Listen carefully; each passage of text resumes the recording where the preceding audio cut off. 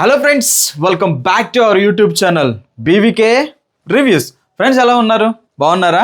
బాగుండాలి, బాగున్నారు కూడా. ఎందుకంటే మీరు బాగుంటే నేను బాగుంటాను కాబట్టి.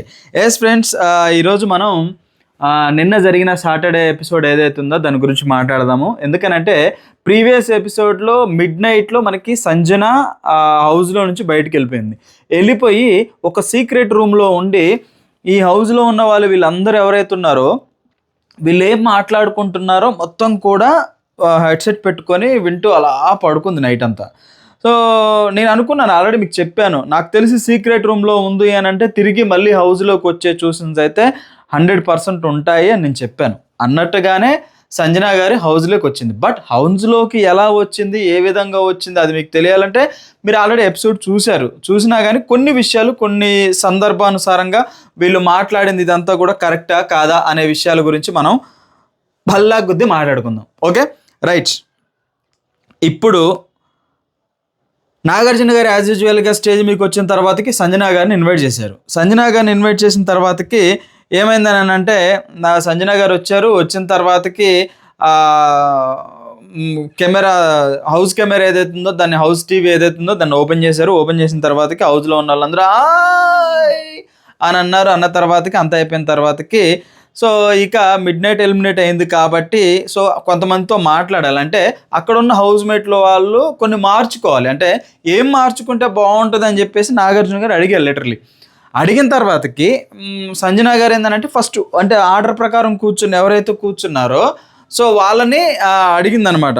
వాళ్ళని చెప్పాలి, వాళ్ళలో ఏం మార్చుకోవాలనే విషయాల గురించి చెప్పాలన్నమాట. దానికి సంజన గారు ఫస్ట్ లైన్లో ఉన్నది ఎవరంటే సుమన్ శెట్టి గారు ఉన్నారు. సో సుమన్ శెట్టి గురించి నువ్వేం చెప్తావు సంజన అంటే, సంజన లేచింది సుమన్ శెట్టి గురించి ఒక ఏమంటారు, సరిగా ఆడరు, మాట మీద నిలబడరు. సో ఈయన వెనక నుంచి ఇట్లా పొడుతూ ఉండాలి, నువ్వు చేయి అంటే ఎవడేది చెప్తుంది అనమాట. అంటే మనకి మనం ఎవరైనా సలహాలు తీసుకున్నాం అనుకో, వాడు తిరిగి మళ్ళీ చెప్పుకుంటాడు, వీడు ఎవడు సలహా తీసుకో, వీడు అంతటా వీడు పని చేసుకోలేవాడు, వీడికి ఎవడన్నా సలహా ఇస్తేనే పని చేస్తాడు. అంటే సంజన ఫస్ట్ గేమ్ ఏది బొమ్మల గేమ్ అప్పుడు కూడా రీతుని టార్గెట్ చేసేటప్పుడు ఇదే అన్నది. ఏమన్నది, నువ్వు ఇమానుయేల్ పేరు చెప్పు, తనే కెప్టెన్ కావాలని చెప్పంటే సరే ఓకే అన్నాడు. మళ్ళీ దాని తర్వాతకి తనుజ వచ్చి అది కాదు రాముయే కెప్టెన్ అవ్వాలి అని అన్నప్పుడు సరే అన్నాడు. అంటే ఎవరు ఏది చెప్పినా వినకూడదు, వాడికి ఏం డెసిషన్ ఓన్ అనిపిస్తుందో అది తీసుకుంటేనే వాడు లైఫ్లో సక్సెస్ అవ్వగలుగుతాడు. సో చూసారా, ఇప్పుడు సంజన చెప్పిన మాటే విన్నాడు, కానీ ఇప్పుడు మళ్ళీ ఏం మాట్లాడుతున్నాను అంటే ఎవరేది చెప్తే అది వింటాడు అని అంటున్నారు. అంటే దీన్ని బట్టి మీకు ఒకటి అర్థం చేసుకోండి. సో ఎవరు చెప్పిన మాట వినొద్దు. మీకేం చెప్పాలనిపిస్తుందో చెప్పండి, మీకేం ఆడాలనిపిస్తుందో ఆడండి. మీ ఓన్ ఐడెంటిటీని ఒకళ్ళ కోసం మనం పనంగా పెట్టొద్దు అని అక్కడ నాకు ఆ మాటల ద్వారా అర్థమైంది. మరి మీకేం అర్థమైందో నాకు తెలియదు. మీకు ఏదైనా అర్థమైతే నేను చెప్పింది తప్పు అయితే కామెంట్ చేయండి, ఒప్పు అయితే కామెంట్ చేయండి. అలానే శ్రీజని ఏమన్నదని అంటే, శ్రీజ ఏదైనా డెబిట్ నడిచింది అనుకో, లిటరల్లీ చెప్తున్నా, అంటే ఏదైనా ఆర్గ్యూ నడిచింది అనుకో, అది పూర్తిగా వినదు. విన్నదాకా రాకపోకుండా కౌంటర్ వెంటనే ఇస్తాడు. అంటే ఒక 1000% ఉరులుతూనే ఉంటుంది. సో సంజన దృష్టిలో ఏందని అంటే కొంచెం ఇద్దరి మధ్యన బాండింగ్ నడుస్తుంది. ఏది కలిసి దొంగతనం చేయటాలు, కొత్తగా వచ్చిన దివ్య నిఖిత బట్టలు దాచిపెట్టేటప్పుడు ఇద్దరు కొమ్మక్క ఇవ్వటం, ఇలాంటి సిచ్యువేషన్ జరిగింది. కాబట్టి ఇప్పుడు తనుజ శ్రీజ బెస్ట్ అనిపిస్తుంది. అంటే 1000 నుంచి 300% ఊర్లేదాకా వచ్చింది అని మాట్లాడుతుంది. సో మొన్నటిదాకేమో ఇరిటేషన్ పర్సన్, అది ఇది తోటకూర అని మాట్లాడింది. ఇప్పుడేమో అంటే తన మాట ఎవరైతే వింటారో వాళ్ళే బెస్ట్, వినని వాళ్ళందరూ వరస్ట్ అన్నట్టుగానే చెప్పింది అనమాట. సో విన్నోన్నేమో ఎదవని చేస్తుంది, విననోన్నే ఒకరా మాట్లాడుతుంది. సో తనుజ బిహేవియర్ మీకు అనిపించింది, మీరు కామెంట్ చేయొచ్చు. దాని తర్వాతకి ఇక నెక్స్ట్ ఎవరు లేపింది ఫ్లోరా అనేసరికి, ఫ్లోరా ఏంటంటే తెలుగు నేర్చుకోవాలి, గుడ్ ఫ్రెండ్. స్టార్టింగ్లో ఫైట్ చేసుకున్నారు, ఇద్దరు కలిసిపోయారు, ఇప్పుడు ద బెస్ట్, ఇద్దరు కలిసి కంబైన్ చేస్తున్నారు ఏ పని చేసినా. అంటే మీకు అర్థం ఇందా చెప్పింది, తన వైపు ఫేవర్గా ఎవరుంటే వాళ్ళే బెస్ట్. కొంచెం అగైనెస్ట్గా అంటే రూల్స్లో తప్పు ఒప్పులు ఎవరైనా మాట్లాడితే వాడు విలన్, అలా ఉందన్నమాట. దాని తర్వాతకి తనుజ ఏంటంటే స్కూల్ ప్రిన్సిపల్ అంటామా. అంటే ఏదైనా ఉంది అని అంటే దాన్ని డిక్కు డిక్కు డిక్కు డిక్కు అని కొట్టి తిట్టి ఏదో ఒకటి చేసి తన వైపు లాక్కూడదు. ఆ విధంగా చెప్పేసింది తనుజ గురించి. అలానే భరణి పాపం బిత్తిరుడు అయిపోయాడు అనమాట. లేవగానే మిస్ యూ సంజన గారు అని అంటే నాగార్జున గారు అన్నారు. అవి నువ్వేగా లోపలికి వెళ్ళి బయటికి పంపించింది అని అన్నాడు. పాపం గాలి తుస్సున పోయింది భరణి గారికి. ఆయన లేచి మిస్ యూ సంజన గారు అని అనే బదులు మరి ఆయనే కదా ఓటింగ్ ఇచ్చి బయటికి పంపించింది మిడ్ నైట్. అలాంటి వాడు మిస్ యూ అని అంటే ఎవరికైనా కాలిద్దాడ. పాపం ఆమె కాలేదు, నీ మిస్ యూ నేను యాక్సెప్ట్ చేయనండి భరణి గారు అని అన్నది. ఇది ఒకటి గుర్తుపెట్టుకోండి, ఈ పాయింట్ గుర్తుపెట్టుకోండి. మళ్ళీ లాస్ట్లో మనం కొన్ని పాయింట్ల గురించి మాట్లాడదాం. దాని తర్వాతకి అలానే ప్రియ గొంతు పెద్దది, అమ్మాయి చాలా క్యూట్గా ఉంటుంది, నైస్ పర్సన్. ఎందుకంటే చెప్పిన మాట ఉంటుంది కదా. సంజన ఏది చెప్తే వీళ్ళు అంటే తందన అన్నారు కదా, మంచోళ్ళు అవుతారు. తందన అన్నోడైతే చెడ్డోడే. అలానే కళ్యాణ్ బాబు అయితే ఇప్పుడే కొంచెం ఇంప్రూవ్ అవుతున్నాడంట, అందరితో కలుస్తున్నాడంట, అందరితో మాట్లాడుతున్నాడంట. దాని గురించి అయితే ఇది చెప్పింది. దాని తర్వాతకి రీతు అబ్బాయి నుండి అమ్మాయిగా మారాలి నువ్వు అని అన్నది. అంటే మీకు అర్థమైందా అక్కడ ఆ మాట ఎందుకన్నదో? ఇప్పుడు చూడ డిమాండ్ పవన్ చేయబట్టుకొని తిరుగుతుంది, డిమాండ్ పవన్నే కౌగులించుకుంటుంది, డిమాండ్ పవన్ పక్కలనే కూర్చుంటుంది, డిమాండ్ పవన్ అయితే దాంతోపాటు మళ్ళా మధ్యలో ఇంకొకటి వీళ్ళిద్దరు ట్రయాంగిల్ లవ్ స్టోరీలు, మళ్ళీ ఇంకొకటి పవన్ కళ్యాణ్. ఏటు పోయి ఆ పవన్ కళ్యాణ్ ఈడవై హగ్ చేసుకుంటుంది రీతు, ఆడవై హగ్ చేసుకుంటుంది. ఏడుపు వచ్చినప్పుడు ఈడిపోతుంది, సంతోషం వచ్చినప్పుడు ఆడికి పోద్ది, సంతోషం వచ్చినేమో డిమాండ్ల దగ్గర పోద్ది, ఏడుపు వచ్చినప్పుడేమో ఈడి దగ్గర పోద్ది. ఆడ సంతోషంలో వాడుకో హగ్గెత్తది, బాధలు వచ్చి ఈడుకో హగ్గెత్తది. మొత్తానికైతే ఇద్దరిని ఏదో చేస్తుంది అనమాట. సో అది పాపం వాళ్ళకి అర్థమైతే గేమ్ మీద ఫోకస్ పెడతారు, లేదని అంటే సరదాగా బయటకు వచ్చేస్తారు బిగ్ బాస్ హౌస్ నుంచి. ఇంకా దాని తర్వాత నుంచి అందుకని అన్నదనమాట, నువ్వు అబ్బాయి నుంచి అమ్మాయిగా మారాలని చెప్పేసి. ఎందుకంటే అమ్మాయిలతో ఎక్కువ ఉండదు, ఎప్పుడు కూడా అబ్బాయిలతోనే తిరుగుతూ ఉంటుంది అనమాట. ఇంకా దాని తర్వాత పాపం రాము ఈమె బయటికి వెళ్ళిన తర్వాత సీక్రెట్ రూమ్కి వెళ్ళి ఇంటుందన్న సంగతి తెలియక ఏది పడితే అది మాట్లాడితే కుదరదు. అది బిగ్ బాస్ హౌస్, 100 కెమెరాలు మనల్ని ఫోకస్ పెడుతూనే ఉంటాయి. మాట్లాడేటప్పుడు నాలక జాగ్రత్తగా ఆచి తూచి మాట్లాడాలి. చీప్ ప్లేయర్ అన్నాడు, చీప్ ట్రిక్కులు ప్లే చేస్తుంది, చీప్ క్యారెక్టరు, చీప్ గేమ్ ఆడుతుంది అని అన్నాడు. వేసుకుంది, ఏరా బిడ్డా నిన్ను తల మీద పెట్టుకుంటే ఆ తలమాన్ని ఫుట్బాల్ వేసి ఆడతావారా నువ్వు బిడ్డ, నీకే అన్యాయం చేసిర్రా నా బిడ్డ నా అన్నట్టే అన్నదనమాట. అది ఇంటెన్షన్ అయితే అదే. దాంతోపాటు హరీష్ పాపం లిటరలీ హరీష్ని ఎంత అంటే ఎర్రిప్పు చేసి పడేసింది అనమాట. ఎంత దారుణంగా అంటే అంత దారుణంగా. పాపం ఎవడైనా సంక లేపితే చెమటాసనే వస్తుంది ఎవరికైనా కానీ.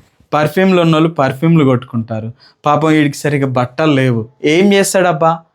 ఉన్న బట్టలనే వాష్ చేసుకోవాలి. వర్షాకాలం ఇడుతి ఎండవు, కొన్ని బట్టలే హౌస్లోకి తీసుకెళ్ళాడంట. పాపం ఆచితూచి మాట్లాడాలి కదా. పక్కన వెళ్ళి నిల్చుంటే ఇలా లేపితే చాలు గమ్మున వస్తూ ఉంది. నేను ఎంత లైవ్ అది Bigg Boss live, minimum sense ఉండాలి కదా. కష్టపడేవాడి దగ్గర చెమట వాసన వస్తుంది, పర్ఫ్యూమ్ వాసనలు రావు. సుఖపడేవాడి దగ్గర అన్ని వాసనలు వస్తాయి. అది అర్థం చేసుకొని మాట్లాడాలి కదా.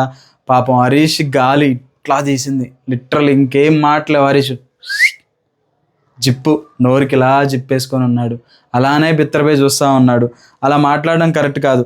అలానే హరీష్ మీకేమనిపిస్తుందో నాకు తెలియదు కానీ హరీష్ మైండ్ సెట్ ప్రకారం ఏందని అంటే ఏదైనా ఉంటే జెన్యున్గా మాట్లాడతాడు, ఏదైనా ఉంటే ఫైట్ చేస్తాడు. అందుకనే నచ్చడు, ఎవరికి నచ్చడు.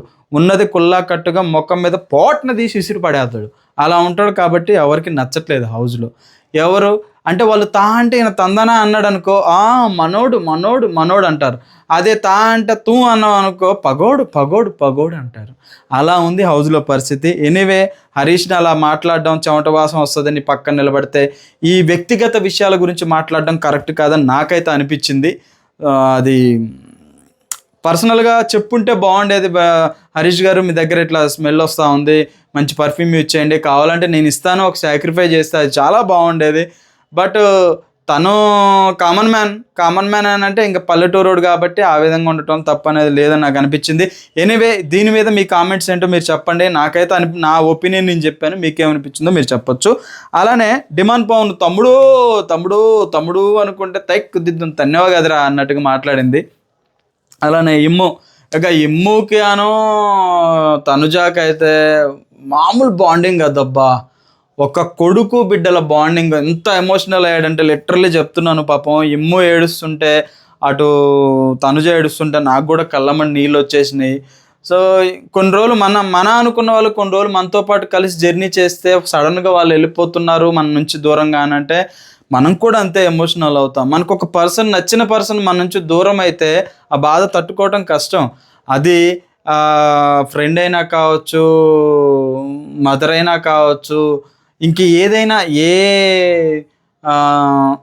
బంధం అయినా కానీ, ఏ బంధం అయినా మనతో కలిసి ఉండి ఉండి ఉండి ఉండి ఒక్కసారి ఇలా తెగిపోతే ఎంత బాధ ఉంటుందంటే ఆ ఎమోషన్ని నేను ఇమ్ము దగ్గర చూశాను, సంజన దగ్గర చూశాను. వాళ్ళిద్దరికైతే చాలా బాండింగ్ అంటే చాలా బాండింగ్ ఉంది. సో నేను కూడా కొంచెం ఎమోషనల్ అయ్యాను అది చూస్తున్నప్పుడు. నాకు కూడా కొంచెం ఏడుపు వచ్చింది అనమాట. ఇంకా దాని తర్వాతకి సో ఇక గుడ్ బై చెప్పేసి తనని పంపించేద్దాం అనుకున్న టైంలో మళ్ళీ నాగార్జున గారు సంజన కమ్ అని అన్నాడు. వచ్చిన తర్వాతకి సంజన లోపలికి వెళ్ళాలి అని అంటే సో అక్కడ ఒక నలుగురు తన కోసం సాక్రిఫై చేయాలి. కొన్ని విషయాలు సాక్రిఫై చేయాలి. అలా సాక్రిఫై చేస్తే తను లోపలికి వెళ్తుందంట. సో ఇక్కడ మీరు గమనించారో లేదో, సంజనాని ప్లాన్డ్ ప్రకారమే అప్రోచ్ చేయండి బిగ్ బాస్. ఎందుకనంటే సంజనాతో ఆల్రెడీ హౌస్లో ఫేవర్గా ఉండేది ఎవరు మీకు అందరికీ బాగా తెలుసు. ఒకటి ఇమ్ము చాలా ఫేవర్గా ఉంటాడు. అలానే సుమన్ శెట్టి కొంచెం ఫేవర్గా ఉంటాడు, కొంచెం అటు ఇటుగా ఉంటాడు. అలానే భరణి గారు, ఎందుకంటే భరణి గారు, తనుజ గారు వీళ్ళందరూ కలిసి స్కిట్లు చేస్తూ ఉంటారు. సో వీళ్ళు దాంతోపాటు రీసెంట్గా జాయిన్ అయిందంటే మన దొంగతనంలో జాయిన్ అయింది కదా శ్రీజ, వీళ్ళు. సో బిగ్ బాస్ ఏంటంటే వీళ్ళైతే ఏదో సాక్రిఫై చేసి మళ్ళీ హౌస్లోకి పంపిస్తారు అన్న మైండ్ సెట్ తోటి కావాలనే వీళ్ళ నలుగురు. మరి అదేదో సాక్రిఫై విషయంలో ఒక రాముని అడగొచ్చు కదా, అడగలేదు. ఎందుకంటే రాము కాముకి అంత బాండింగ్ లేదు. హరీష్ గారిని అడగొచ్చు కదా, హరీష్ పెద్ద ఈ డిబేట్ ఇద్దరి మధ్య అడగడు. కావాలని వీళ్ళు నలుగురు అడిగాడని నాకు అనిపించింది. మీకేమనిపించిందో మీరు కామెంట్ చేయొచ్చు. సో యాజ్ యూజువల్గా ఫస్ట్ పాపం ఎవరిని లేపాడు అని అంటే ఇమ్ముని లేపాడు. సో ఇమ్ము తన దగ్గర ఉన్న ఈ క్యాప్టెన్సీ బ్యాడ్జీని తను సాక్రిఫై చేస్తే, అంటే ఈ వీక్ క్యాప్టెన్సీని తీసి పక్కన పడేస్తే 25% బ్యాటరీ పెరుగుతుంది, ఇంక్రీజ్ అవుతుంది అని అన్నాడు. సో తను ఇంకా ఇద్దరికి బాండింగ్ ఉంది కాబట్టి పక్కన బ్యాడ్జీ పికేసి స్టోర్ రూమ్లో పెట్టేసి వచ్చారు. తనకు 25% పెరిగింది. దాని తర్వాతకి తనుజను లేపారు. తనుజాకి కాఫీ అంటే బాగా ఇష్టం అన్న సంగతి తెలుసు. సో బిగ్ బాస్ హౌస్లో ఉన్నంత వరకు ఆ కాఫీని తాగకూడదు. సో దానికి ఓకే ఆలోచించింది ఓకే చెప్పింది. ఎందుకనంటే సో వాళ్ళ బాండింగ్ అట్లా ఉంది తనుజాకి సంజనాకి. దాని తర్వాత సుమన్ శెట్టిని లేపారు, శ్రీజాని లేపారు. శ్రీజాని లేపితే శ్రీజ ఏమన్నది అన్నట్టు, శ్రీజాకి ఇచ్చిన టాస్క్ ఏంటంటే బిగ్ బాస్ హౌస్ మొత్తం ఒకే డ్రెస్ మీద. ఎలా కుదిరిద్ది ఒకే డ్రెస్? It not possible. కనీసం స్నానానికి వెళ్తే మళ్ళీ ఉతుక్కొని అదే వేసుకోవాలంటే అది ఎండాలంటే టైం పట్టింది కదా. ఇంత పిచ్చోళ్ళు అయితే కాదు కదా ఎవరైనా కానీ అది యాక్సెప్ట్ చేయడానికి. తను క్లియర్ కట్గా చెప్పింది నో బిగ్ బాస్ అన్నది. దాని తర్వాతకి సుమన్ శెట్టి రేపారు.